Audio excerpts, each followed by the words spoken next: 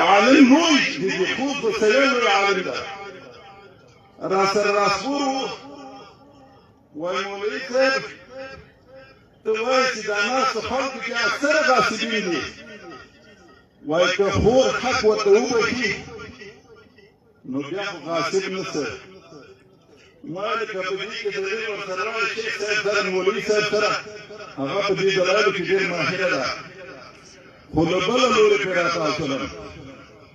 ما شیخ صاحب دا خو صحیح ده زه غلط شولم ما پاکو خلکو ته غاصبین ویلې خو زه دا درته وایم چې وروڼه خپل منځ کې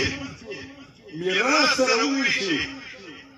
او خور خبره نه وي بیا ورور څنګه ده بیا غاصب ده که نه ده غاصب او بیا خو غاصب ده راځئ قرآن عملي کړو په ځان باندې که علما دا ناس علما له ما پورې که موږ د خدای نه په صحیح معنا سره وډار شو دا یو حکم جاری کړو والله دا ټول خلک عملي کړي خو کله چې ملا صاحب چې ته خو د حق نه ورکوې ته میراث په صحیح طریقه سره نه ویشې نو خدای دې چې لږ زره فرقین راولي نو څه پکې تاثیر به نه کړي او بل په ظلم کې هر مشر هغه راځي په دې حدیث لاندې ستة يدخلون النار قبل الحساب شپږ ډلې وي هغه به اور ته مخکې له حسابه داخلېږي الامراء بالجور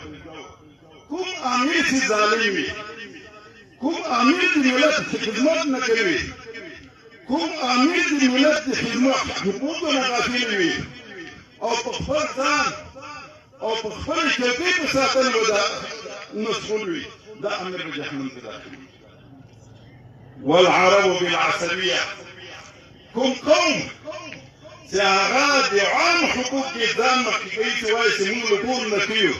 او دوی یو ضرب الحمد کتاب داخلي والضحاكين بالتكبر او مالدار خلق چې تکبر کتاب به مالدار تکبر وجه جهنم ته داخلي والتجار بالخيانه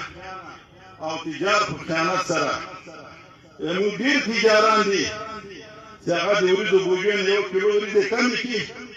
40 کیلو راځي 40 کیلو دا پورې کو دومره واهل الرصاق بالجهل او باندې كان خلق وكان عام خلق چې العلم نه ځان خبره علم خپل اولادونو باندې نه کوي دا به د جهل په وجه سره جهنم ته ورسېږي والعلماء بالحسد وعلماء بالحسد سره ولکو یا صبروي جلسه یا کوبوي جلسه ټول علما ټول مدارس یو بولو